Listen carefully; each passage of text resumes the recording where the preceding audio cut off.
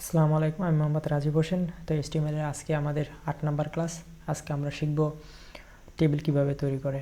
তো বরাবরের মতো আমরা একটি ফাইল করে নেব, ক্লাস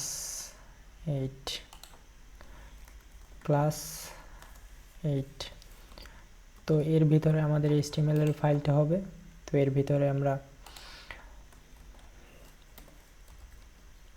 index.html ফাইলটা নিলাম।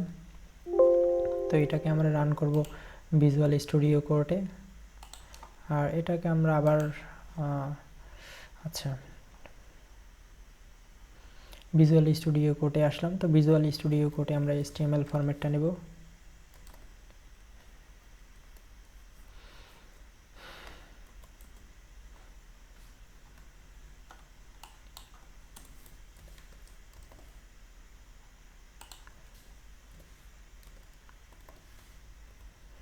HTML ফরম্যাটটা নেব এবং HTML ফরম্যাটটা নেওয়ার পর এখানে আমরা যেহেতু টেবিল করব,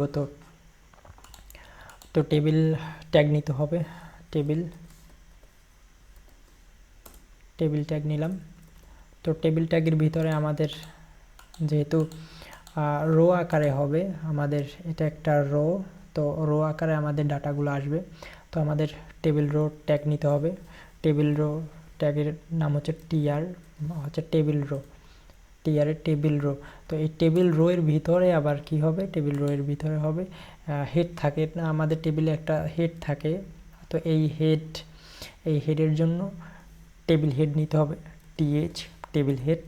তো টেবিল হেড আমরা কি নাম দেব? তো প্রথমে থাকবে নেম, তারপর আমাদের দিলাম ক্লাস, তারপর রোল।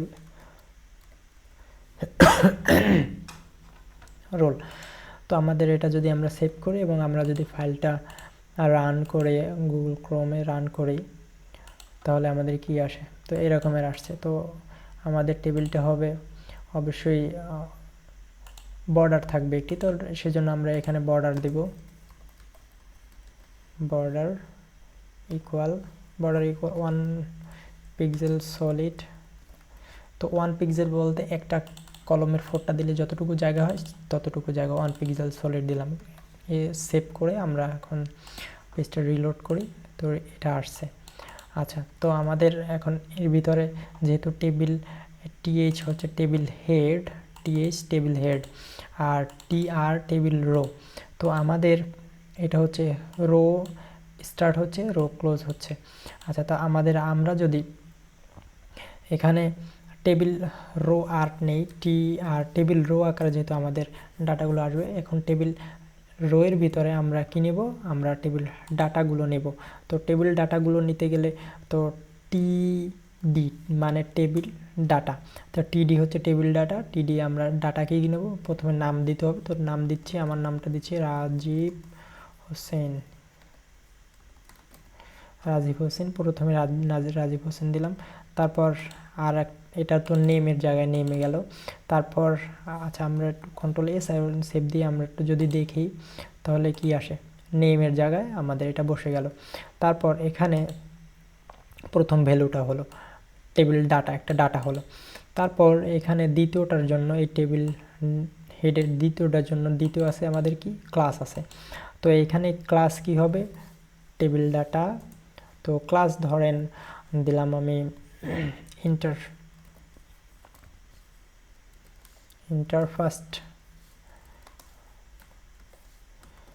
ফার্স্ট ইয়ার দিলাম।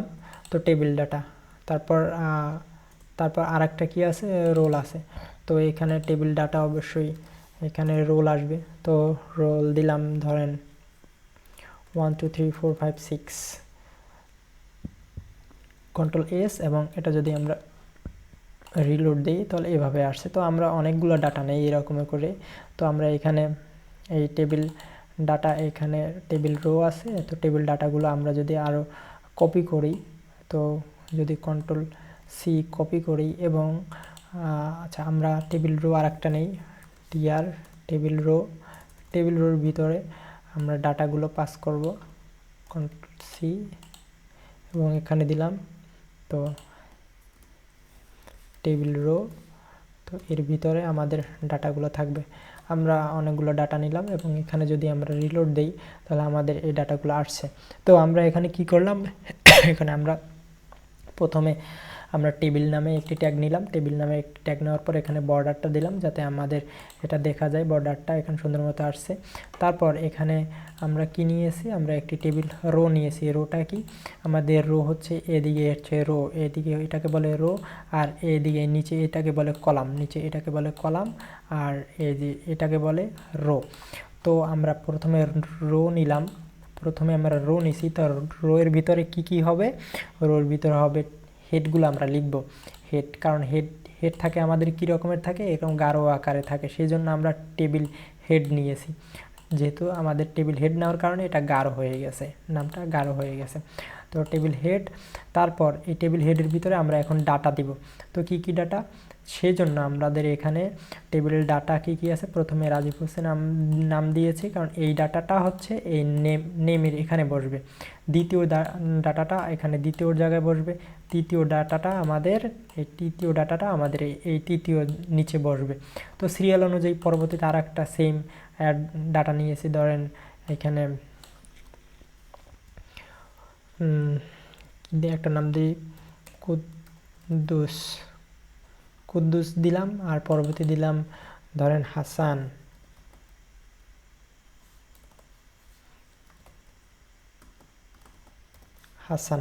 তো কন্ট্রোল এস দিলাম এবং এটা যদি রিলোড দেই তাহলে নামগুলো আমাদের চেঞ্জ হয়ে গেল।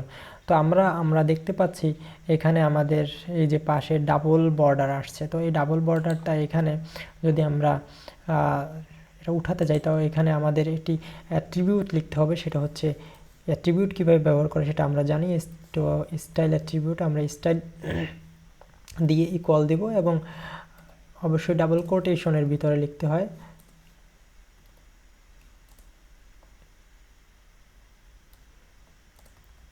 ডাবল কোটেশনের ভিতরে লিখতে হয়, এটা হচ্ছে বর্ডার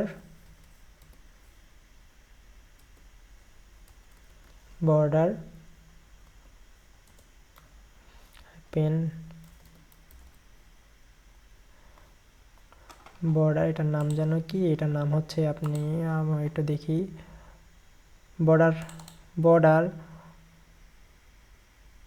বর্ডার ক্লাবস নাম হচ্ছে, এটার নাম হচ্ছে বর্ডার ক্লাবস। তো আমরা বর্ডার ক্লাবসটা যদি এখানে লিখি, তো বর্ডার